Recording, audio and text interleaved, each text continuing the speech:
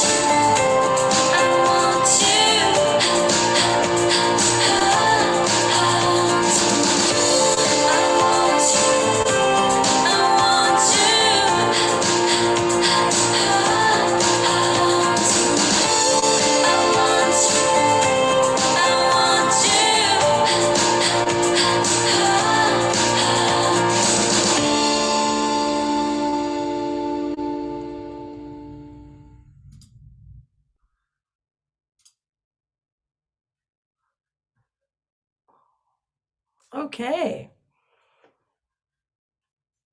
That was beautiful. Isn't that something? Thank you. Yes. Thank you so much. So our thought today is that there's a real style to that pop type of singing, and I think Jessie's really interested in being able to share a couple of warm-ups that she does that helps get her in the spirit and some stylistic things. So yeah, well, I've got a lot of. I made actually in Jessie's style. I made a list. of things that just some ideas, some essentials, and some warm-ups that I find have been very useful, not only for me, but in in lessons with students. And yeah, I do primarily sing and teach pop vocals, but sooner or later, once you begin your vocal journey, you start to realize that, you know, in some shape or form, anything you're learning can be applied to, any style at a certain point, or some things are more relevant to certain styles. But to me, the exciting thing has always been kind of crafting your own vocal identity by pulling from different techniques across genres. I think sometimes students have like a very linear idea of what they're capable of doing. I love to sing country music, but I write pop songs, so you kind of have to embrace what your natural abilities are, and also be courageous to discover new things. So the first thing I want to talk about is like vocal health. That's one of the most important things that I feel like some teachers tend to kind of graze over. But you are a living, breathing instrument.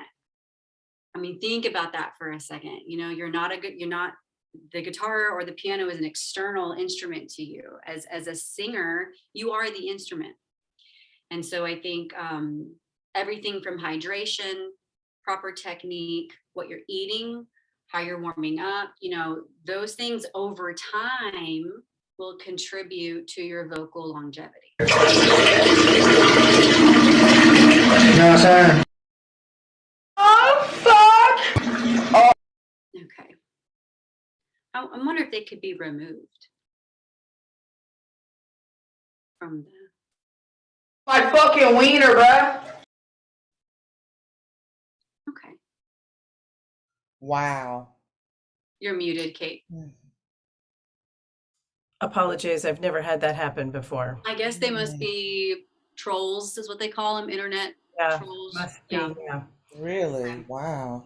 Wow, I've never You had have nothing better to do than come in on a voice lesson. Right. That's funny. Now, as you were saying. All right. Well, whatever. All right. Centering back. Okay. So yeah, you want to be singing when you're 60. You want to be singing when you're 70. And so what you're doing now will determine your vocal longevity. So one of the the most important thing about singing is breathing. And breathing is a skill on its own. Understanding the physics of breathing, understanding the diaphragm and the abdominal muscles, the understanding of proper breath support is the cornerstone of proper singing technique, because everything follows from that. And I can give you tons of lessons on that.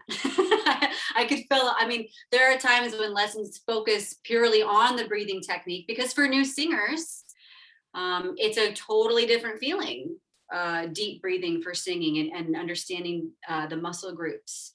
It's a skill in of itself that, as with anything in life, over time, the more you practice it, the more it feels like second nature.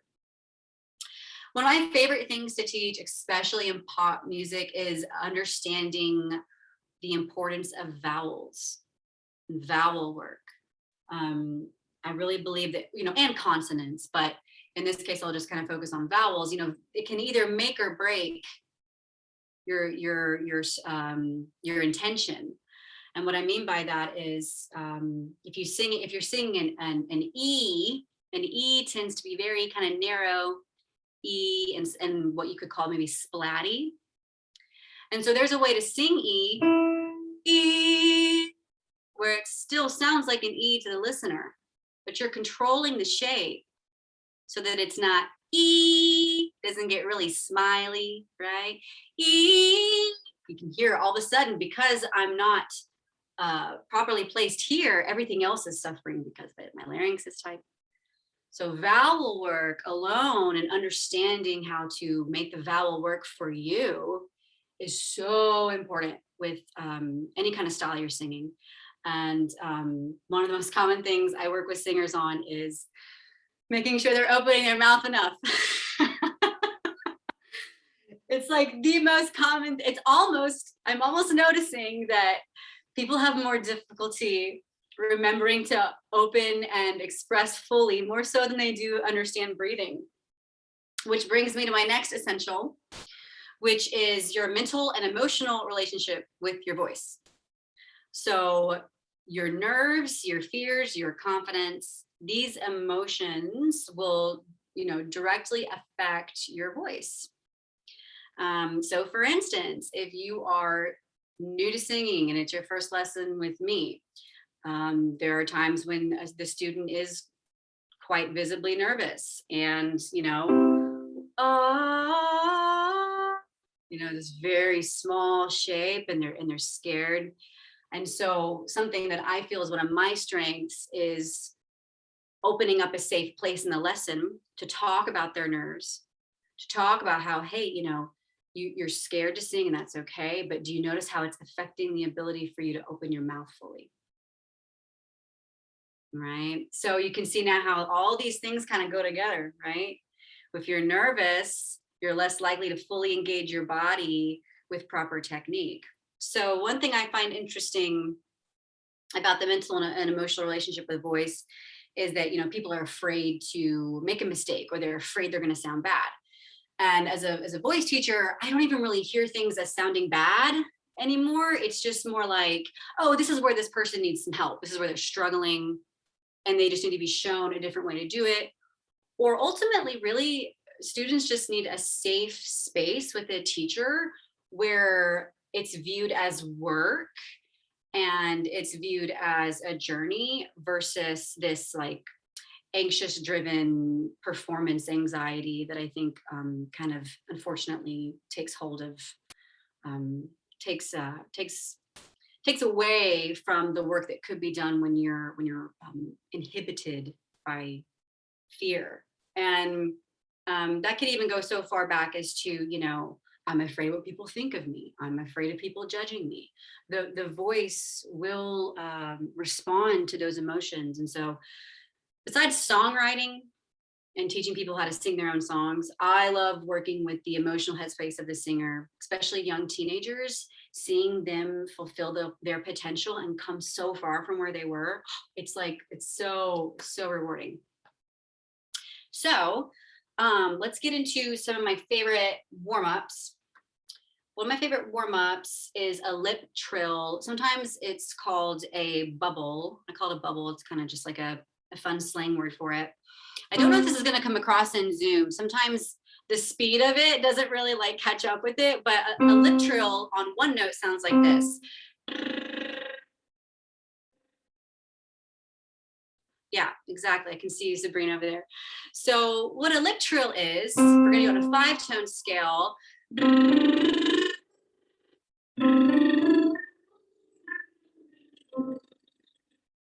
So what's happening here is I'm not fully vocalizing. And this is a gentle and effective warm-up because of that. Because I'm focusing on creating the letter B, B.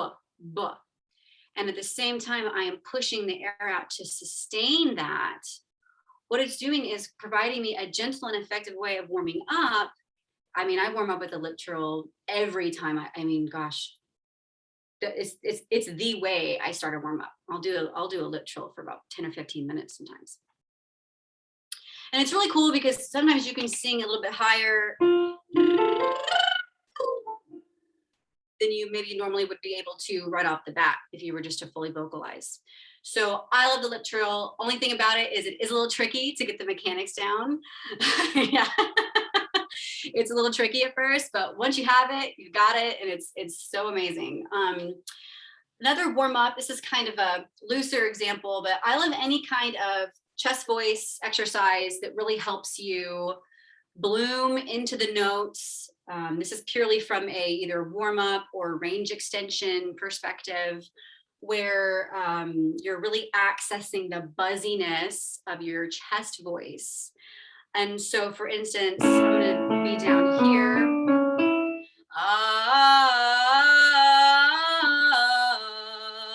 You can hear how there's this kind of, almost in a good way, this lazy kind of blooming that I'm doing in between the notes. ah. And the point isn't to sound beautiful.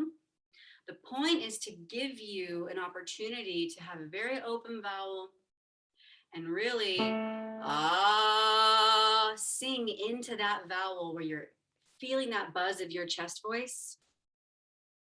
And there, from that place of resonance, you can hear I'm kind of dragging it up, giving myself time, versus it gets too steppy, right? So I love that exercise, or even just like a basic but if I were to sing it, a little less buzzy, it would sound like you can hear there's more breath behind that. So the point of a chest voice exercise like that is to help the singer really understand and feel what their chest voice sounds like, which brings me to my next one, which is understanding the chest voice and the head voice. So chest voice and head voice, two different ways of accessing your voice. Really, a really easy way to feel your chest voice in action is to put your hand right here and just make a noise like I was, like, hey, or ah. You will feel vibration here.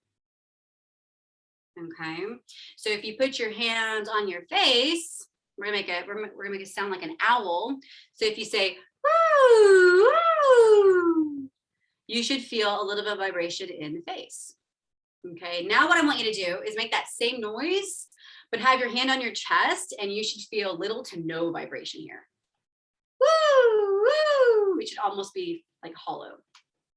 If you can't, yeah, Sabrina's like shaking, yeah. So that gives you an idea of how there's two different places of resonance. And that's a common question I have from singers is, how do I know the difference? Well, there's a very clear way to tell. Now, of course, when you get into extending your range and extending your head voice and your chest voice, the goal would be able to essentially not be limited by either voice and have the ability to kind of choose, I want to sing this in chest voice and I want to sing this in head voice. So in terms of some of my favorite singers to teach, I would say Whitney Houston, Adele, Elvis, Michael Jackson, Lady Gaga. These singers, I've noticed that when I have a student sing them, like, oh my gosh, every time I have my male students sing Elvis, I have them sing Bridge Over Troubled Water in the style of Elvis. There's like this live version that he does that's literally perfect. My male students always have this breakthrough. It doesn't matter if they're wanting to be, a singer like Elvis. The point is to show them, hey, here's what you're capable of. And it never fails. When I have them work on that song in the style of Elvis, they always take away so many golden nuggets of wisdom. And they have like this breakthrough of, wow, I didn't know I was capable of using my voice in that way. So that's where I'm going to kind of end my list here of essentials and warm-ups, is on the note of don't be afraid to try new things, and singers that you are inspired by, there's a good chance that if you work on emulating them, that you will learn something from them that you can put in your own, vocal melting pot. So yeah. That's great. And that's just what I love about it, is that all of those things apply to really every style of singing. But Yeah. but I think what's so great about thinking about pop singing is that we hear it all the time. Like most people, that's their listening. Well, not most people, but for many people, even if they just turned on the radio, they're going to hear some pop music of some sort. Yeah. So it's very accessible auditorily, and I think it gives a good starting point to think about how did somebody shape a vowel? How did that Yeah. actually, Yeah. Yeah, because you're going to find like in more classical music, the vowels are going to be very, there's going to be a really nice yawn behind it, or, a very long and tall and proper shape. Mm-hmm. And with pop music, it's going to be a bit more, the rules are broken a little bit more, And with country music, they're broken even more. Exactly. I would say that there's no wrong way to sing as long as you're singing healthy. Yeah. As long as you're using your body in a way that's healthy. And because this is actually an interesting little tidbit. I had vocal nodules Ugh. when I was a child, when I was 8 years old. Oh my. Yeah, my voice teacher was like, get her to a voice doctor. She sounds like she has vocal polyps. Sure enough, I did. I had to be quiet for 3 months as an 8-year-old.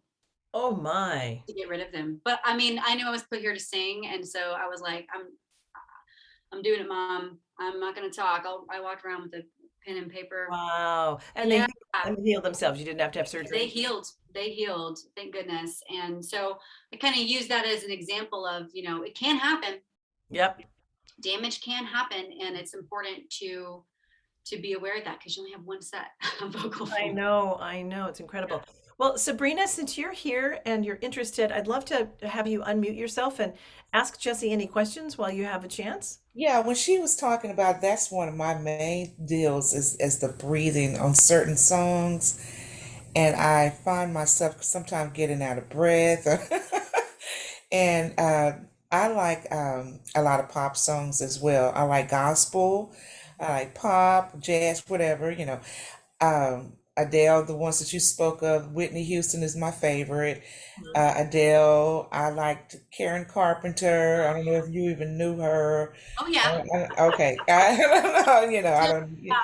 Yeah, okay, and I love Elvis, but of course I didn't sing any of his songs, but I just playing around the house when I used to watch his movies. But as far as the singing, I like the style of Whitney because I noticed. Would you say that she sung in head and chest voice? Absolutely. Okay. Absolutely. Yeah, she's a Okay. good example of someone who has no limitations in her capabilities. Mm-hmm. Really, truly one of the greatest singers of all time. I mean, I get emotional every time I watch her sing. Let me hear. I like to hear the belt. Okay, so let me cover the first Okay. question. Okay. So the thing about really powerful pop singers is that there is a secret that I think has become a secret. It's kind of the wrong way to put it. There's a technique, there's a type of application of the voice that's becoming more popular, which is the mixed voice. Mm-hmm. Okay. And so what the mixed voice is a blending of pharyngeal cavity, which would be basically nasality, with your chest voice. And this is going to go right into the belting questions. I wanted you to finish your question before I answer it to make sure we're on the same page. We are. Okay, so you're just asking what is belting and what is... Yeah, because I know, do you do, in your singing, do you have any songs that you primarily may sing one time chest voice, another time head voice, and with some belting in there? So do you do a mixture? Yeah, you're asking great questions. So here's the thing. I actually don't use the word belting in singing. Okay. Here's why. Because to me, it implies pushing your chest voice up higher than it should go. Okay.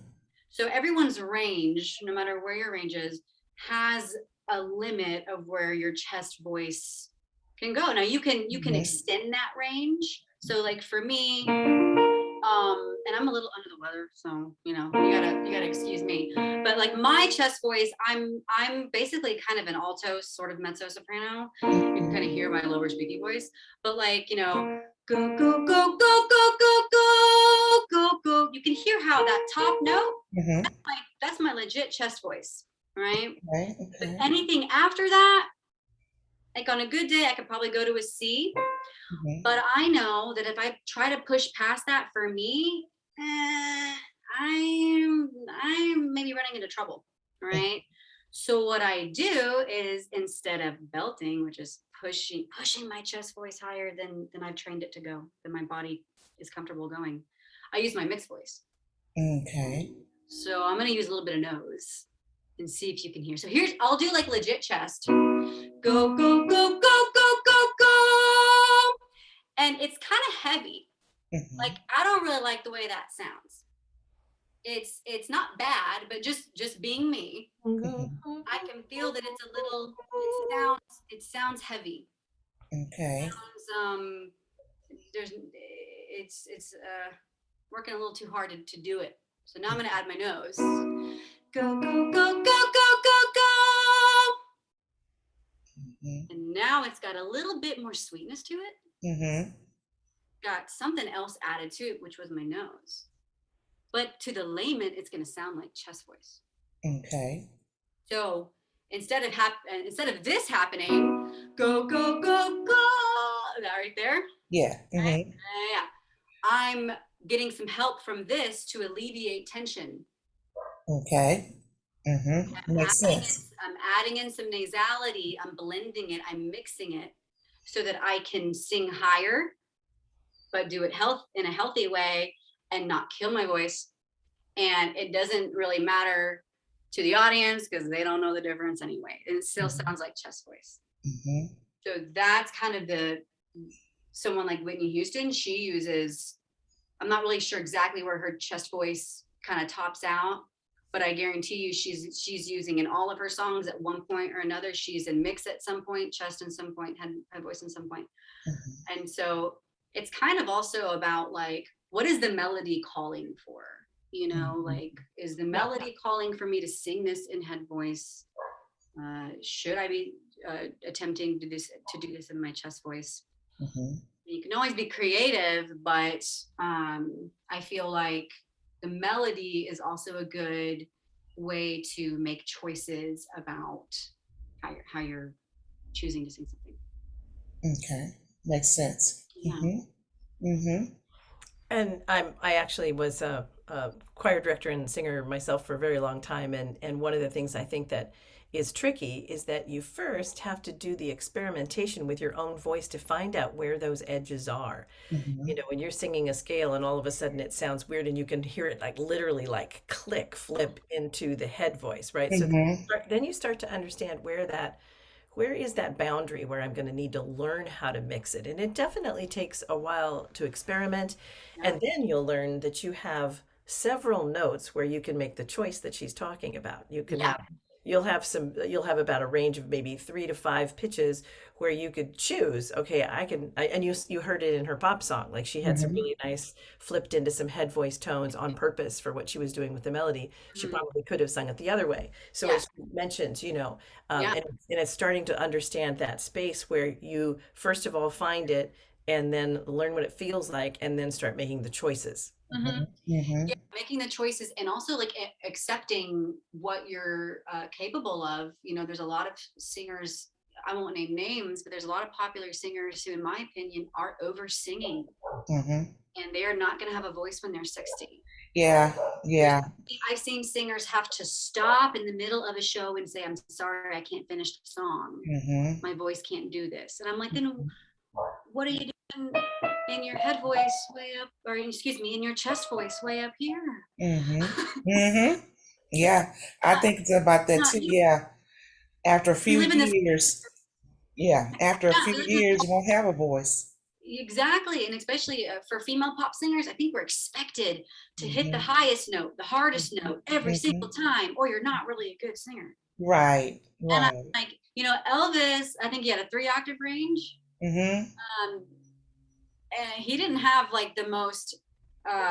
He didn't have a 4-octave range, right? Does anybody care? No. Is anyone saying, "Oh, Elvis isn't belting out the high note in this one"? That's funny. No, it's the way Right. he is doing it, right? It's not the Right. note, it's how you sing it. Mhm.